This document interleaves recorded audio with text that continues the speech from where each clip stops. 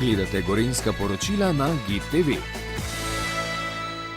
Postopki tečejo kar nekaj mesecev, vmes smo postopek še enkrat ponovili in glede na to, da je bila odločitev občinskega sveta soglasna, prišli očitno do dobrega kandidata, ki vliva zaupanje pri gospodu Primožu Bajžlju, ki je že do zdaj delal na področju komunalnih zadev, se je pokazalo, da problematiko dobro pozna in vsi skupaj mu želimo dobro in pa uspešno delo v obdobju, ki je pred njim.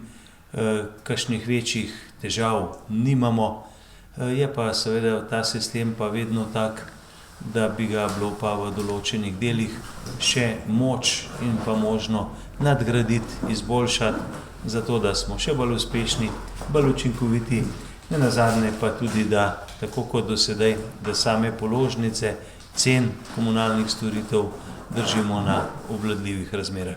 No, na zadnji seji pa so se oglasili tudi civilna iniciativa iz Ročevnice, ker se vleče že dalj časa denacionalizacija. Kako boste to rešili?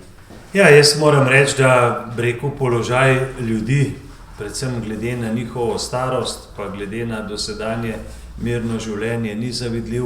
Občina Tržič se je odločila, da pomaga in da skušamo razplet rešiti. Na občinski seji je bil sprejet z veliko podporo sklep, da poskušamo z mediacijo. Ta teden smo že opravili sestanek z odvetnico teh ljudi.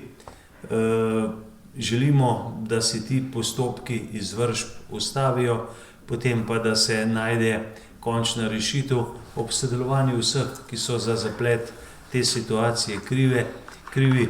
Zagotovo tudi občina že pred več kot 25 leti nosi svoj del soodgovornosti in krivde.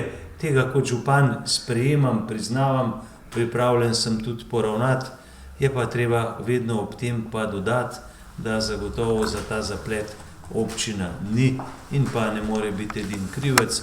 Svoj del odgovornosti mora prevzeti tudi država z nedorečeno denacionalizacijsko zakonodajo, s površnim delom preobremenjenih upravnih enot, ki so takrat o teh zahtevkih odločale pisarniško, niso šli pa na teren, da bi seveda videli, da na nekaterih od teh objektov stoji mala hidroelektrarna, drvarnice, garaže in pa drugi pomembni objekti, ki pritičajo temu funkcionalnemu zemljišču, ki bi v naravi ne smelo biti vrnjeno.